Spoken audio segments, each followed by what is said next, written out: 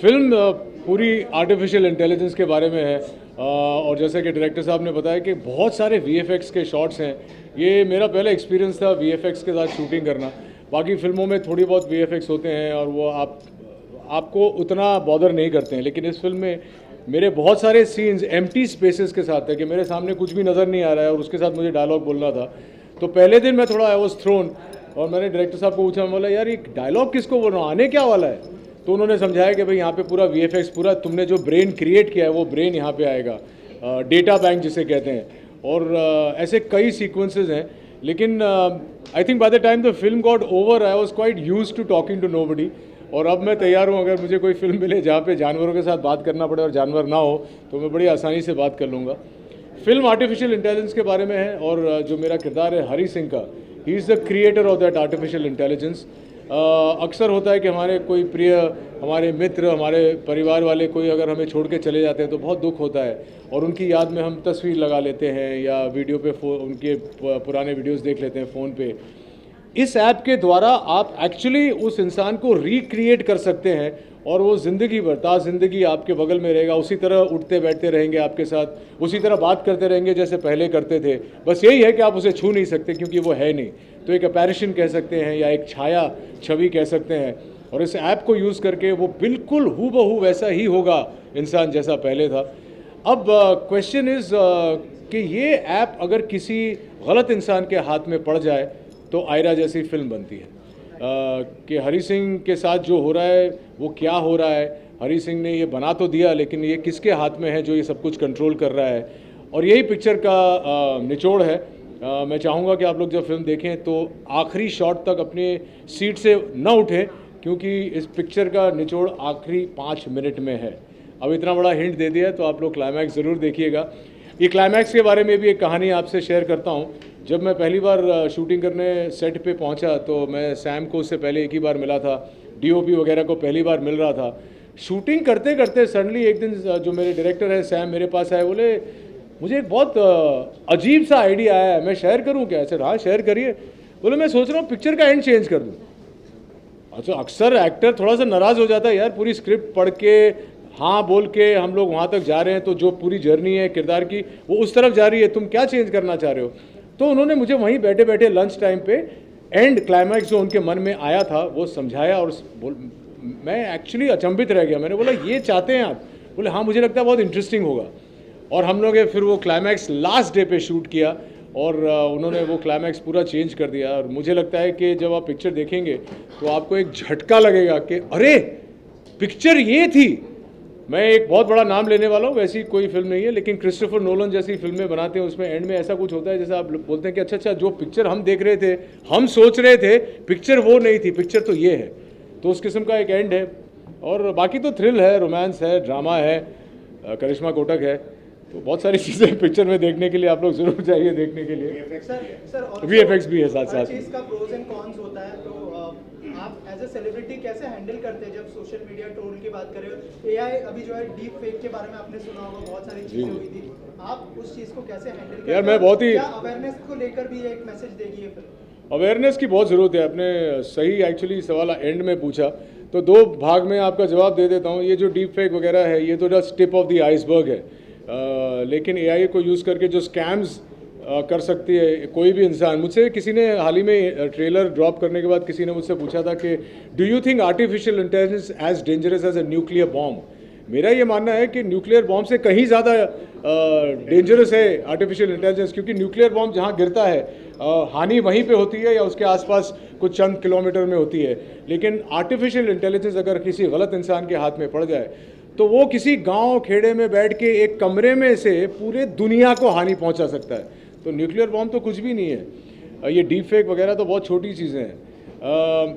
Responsibility है। अब देखो हर चीज़ टेक्नोलॉजी का जहाँ तक ताल्लुक़ है, अच्छा भी होता है बुरा भी होता है। और हम लोग देख रहे हैं कि हाल ही में एक सुपरस्टार का चेहरा मॉफ करके वहाँ पे किसी और का डाल दिया था और एक अश्लील वीडियो आउट कर दिया था। ये छोटी छोटी चीज़ें हैं। आगे चल के अगर ये चलता रहा तो ये आर्टिफिशियल इंटेलिजेंस बहुत हानिकारक हो सकता है, लेकिन इसके फ़ायदे भी बहुत सारे हैं। किसी ने चैट जीपीटी मेंशन किया था, वो भी एक नेसेंट स्टेज है। आगे चल के बहुत सारे ऐसे ऐप्स बनेंगे जहाँ पे इंसानों की ज़रूरत नहीं पड़ेगी। हो सकता है कि कल आप वर्चुअली ये पूरा प्रेस कॉन्फ्रेंस शूट कर लें। तो ये सारी चीज़ें हैं, आगे चल के पता चलेगा। हमेशा कोई नई टेक्नोलॉजी आती है तो इंसान डर ही जाता है, लेकिन ये समझना ज़रूरी है कि एक इंसान ही इसको क्रिएट कर रहा है, एक इंसान ही इसको हैंडल कर सकता है। तो hopefully it will be beneficial for the human race. आप ट्रोल्स को कैसे हैंडल करते हैं? मैंने कहा कि मैं बहुत ही नॉन कंट्रोवर्शियल एक्टर हूँ, मैं कभी ऐसी चीज़ें ना बोलता हूँ, ना मेरी ज़िंदगी में हुई है, बहुत बोरिंग हूँ। तो मुझे किसी ने कभी ट्रोल किया नहीं है, और जब मुझे कोई ट्रोल करता भी है बिला वजह तो मैं उसे जाके जवाब देता हूँ। हाल ही में मैंने किसी इंस्टाग्राम, मेरे दोस्त के इंस्टाग्राम अकाउंट पे एक नॉर्मल सा कमेंट रखा था, तो बहुत सारे लोगों ने कुछ उसे अश्लील भाव से पेश किया। तो मैंने उनको सीधा जाके बोला कि तुम्हारे दिमाग में गंद है, तुम शायद बचपन में सर पे गिर गए थे, इसलिए तुम्हें ठीक से समझ में नहीं आ रहा है, और इसका मतलब ये है, ये नहीं है। तो काफ़ी लोगों ने फिर अपोलोजाइज़ भी किया। ऐसे लोग भी होते हैं, अगर आप इंटरेक्ट करके उन्हें बताएं, अपना पक्ष रखें, तो वो लोग सॉरी भी बोल देते हैं। मुझे याद है एक ही बार बहुत ज़बरदस्त ट्रोलिंग हुई थी, जब मैंने रजनीकांत जी का एक जोक डाला था 5-6 साल पहले, जब कोविड आया था। तो मैंने कहा था कि रजनीकांत को कोविड नहीं होता है, कोविड को रजनीकांत होता है, क्योंकि हम रजनीकांत के बारे में लार्जर देन लाइफ चुटकुले बनाते हैं। तो किसी ने उसे गलत समझ लिया और उसका गलत मायने निकाल के फिर काफ़ी ट्रोलिंग हुई। फिर मुझे समझाना पड़ा कि भाई ये तो मैं रजनी सर को ऊंचा दिखाने की कोशिश कर रहा हूँ कि इन्हें कभी कुछ हो ही नहीं सकता है। तो ऐसी छोटी मोटी बातें हैं, पर usually I kind of engage with somebody who is written something wrong on my Instagram handle. अगर कोई कंट्री के बारे में या रिलीजियस कमेंट करता है, उसे तुरंत ब्लॉक कर देता हूँ, because I can't tolerate anybody saying anything about my country और take up a religious debate with me on Instagram. अगर आपको बात करनी है तो मेरे साथ आके बात करिए या डीएम करिए, क्योंकि मैंने देखा है कि रिलीजियस कमेंट करो तो सडनली आप कुछ कहेंगे, तो आप कुछ कहेंगे, उसके बाद में आपकी टिप्पणी आएगी, तो ये एक आग बन जाती है।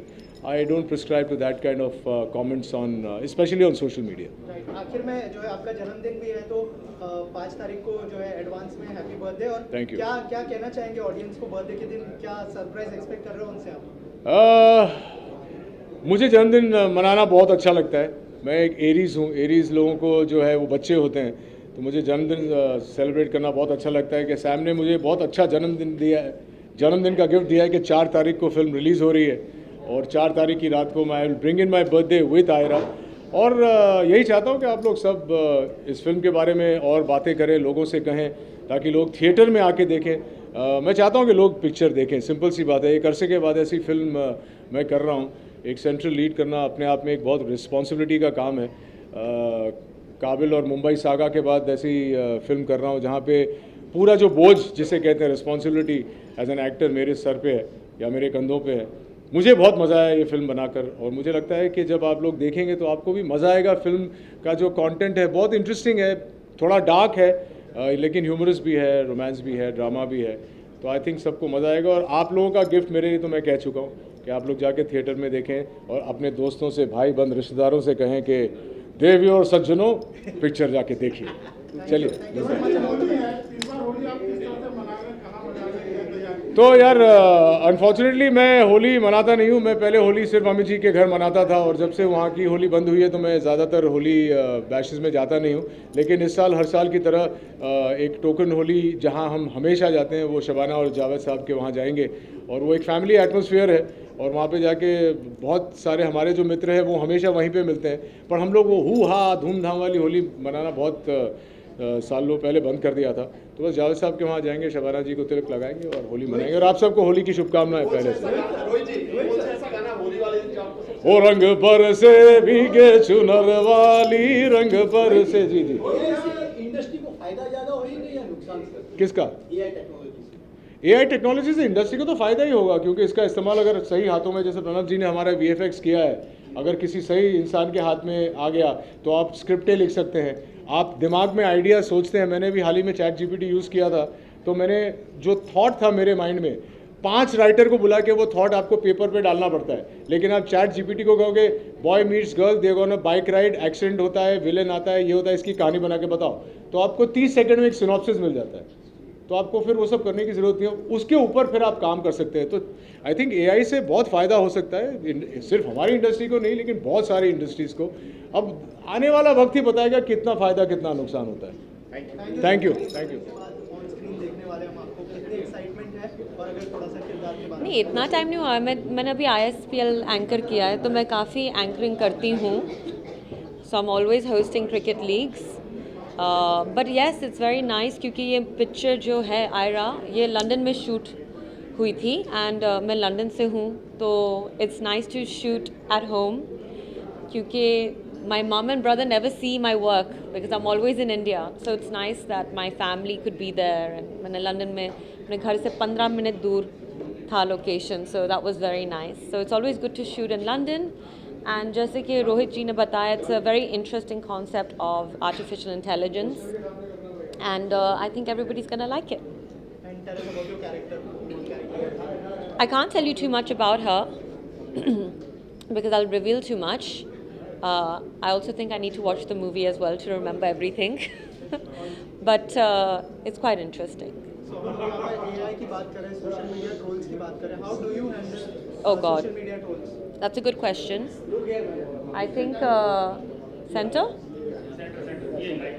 I think people trolling is awful. I think it's really mean. काफ़ी चीज़ें जो लोग लिखते हैं, you know, it's not nice. But I just delete it. I ignore it. And what else can you do? Also, film is releasing on 4th of March. What message you would like to convey to audience? So no trolling. Everybody has to be nice to everyone. I think social media, artificial intelligence, all of these things are good if it's used in a healthy way and a constructive way. So I hope everyone likes the movie and no trolling. Tell us about your preparation for your character. Actually, she's quite similar to me क्योंकि वो लड़की भी London से है, तो she also has an accent, so all of that worked. But I worked a lot with Sam and Rohit, and together we made it happen.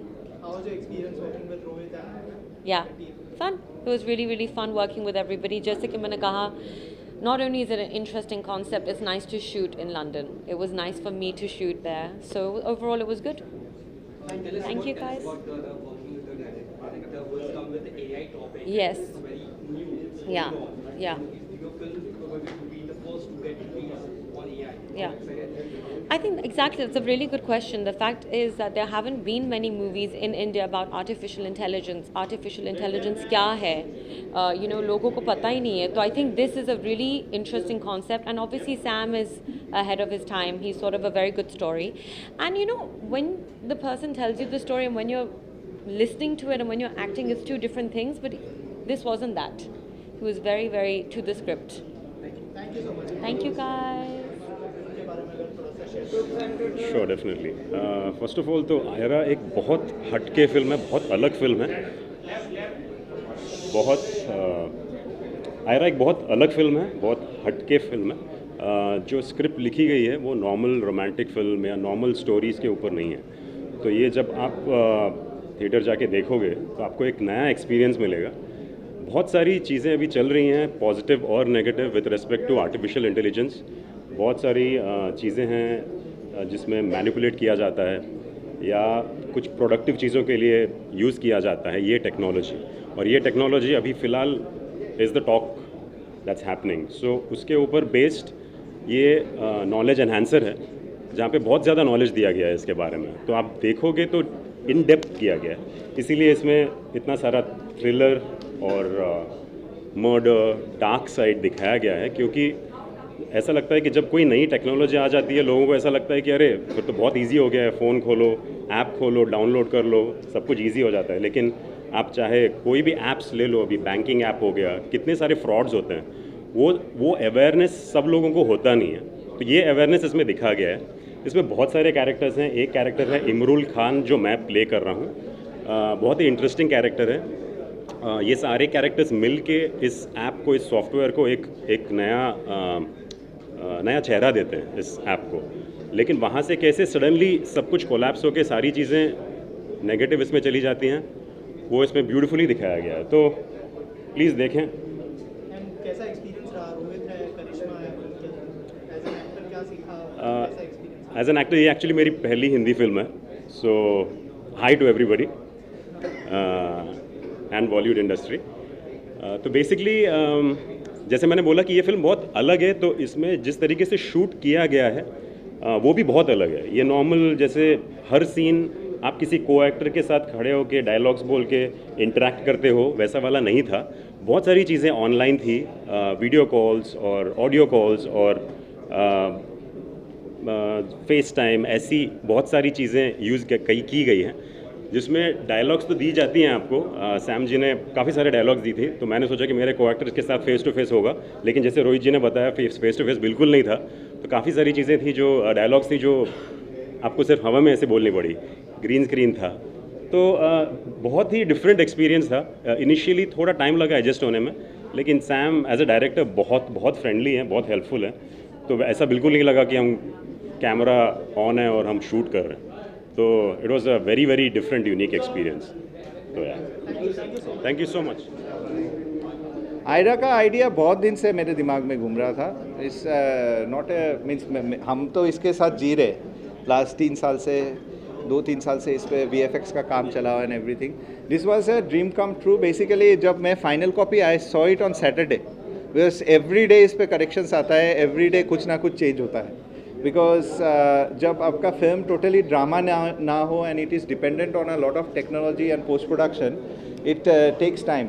But the idea all started, आपको अब मैंने जो बोला था, idea started with the whole concept of AI। जब Covid में आपका बहुत हलचल मच गया था कि people are talking on Zoom calls, people can't see each other, people office में जा रहे हैं on the basis of and all the management and everything is done through your Zoom calls and everything.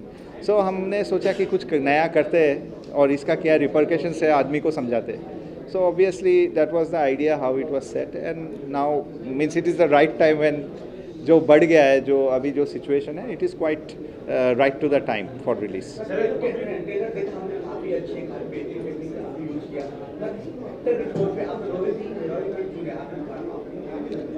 Rohit ji is a best fit in the character. जब आप देखोगे वो आपको समझ में आएगा, because इस पे जो है मैं ज़्यादा इसका प्लॉट मैं वो नहीं करना चाह रहा हूँ।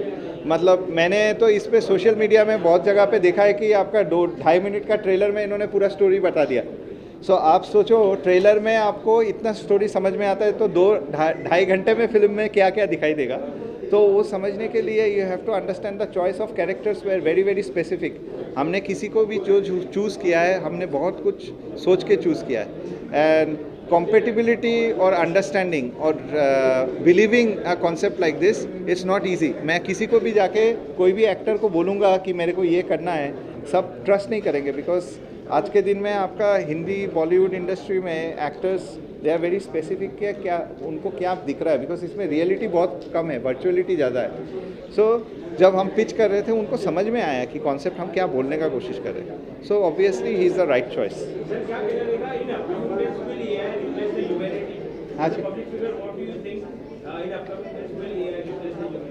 नहीं, AI will never replace humanity. I don't trust that statement, but I definitely believe that actually it can make your life better if it is utilized in a proper way. But हमारे industry में तो film making में तो definitely कभी आपका है ना आदमी का रिप्लेसमेंट कभी कंप्यूटर कर नहीं सकता। आप कंप्यूटर को आपका स्लेव बना सकते हो। If you are doing the right things with your computer, it can let you be more productive. That's the whole idea of AI. But जैसे रोहित सर ने बताया कि अगर गलत आदमी के हाथ में AI पड़ गया तो उसका गलत इस्तेमाल हो सकता है। of course इस्तेमाल तो गलत हो ही रहा है। इस्तेमाल आज गलत नहीं, आज के दिन में नहीं हो रहा है। आज it is the starting of जिस दिन से ऐप वगैरह बनना चालू हुआ है, उसके पीछे क्या मोटिव है किसी को कोई पता नहीं है। आप जब फ्री ऐप डाउनलोड करते हो आपके सिस्टम में, आप नहीं देखते हो, आप व्हाट्सएप चलाते हो ना रोज। Means I am not trying to put WhatsApp as thing, you don't know what is going and where you are sending the message, कहाँ पे किस डेटा सर्वर में जा रहा है, कहाँ पे से आपका मैसेज मेरे को आ रहा है, you don't no. It may be somewhere in between, Afghanistan में जा रहा है ना चाइना में जा रहा है, you don't know. So technically it is a very grey area. हाँ, so it's a grey area which we need to investigate on. जितना हम लोग जितना स्मार्ट होंगे, जितना, और 2 साल 3 साल बाद हम लोग ने जब फिल्म चालू किया था तो we were learning how to, because we knew the repercussions and what is going to happen. But today we know that what is chat GPT, what is fake image. वो 2-3 साल पहले अपने को पता नहीं था, because this was only coming up and that time we had made up the infrastructure. किसी का रूल्स वायलेट नहीं करके, किसी का लोगो नहीं दिखा के, we have made those whole infrastructure, whole UIs and everything. What message you can pass on? It's very simple. The guys go and watch the movie in cinemas. I think the whole idea was to make a movie where we are expecting social gathering. आज के दिन में हमको सबसे बड़ा problem ये है कि because I come from a generation, जब सिनेमा देखना हम खुश होकर देखते थे. We used to take up bucket of popcorn, go and watch it with family and with friends and everything. We would like to ask people to do that, because if you go and enjoy it in a cinema, it's a cinema experience. We have made the film, we have given a Dolby sound, we have done everything which is required for a cinema. So go and watch it in a cinema. Mobile phone में देख के क्या मजा आएगा? So वही request रहेगा कि people, if they can go and watch it, they will understand more, because है थोड़ा सा critical film. समझने के लिए you have to sit on it, and because it will keep you gripped, very gripped, well gripped. Thank you, sir.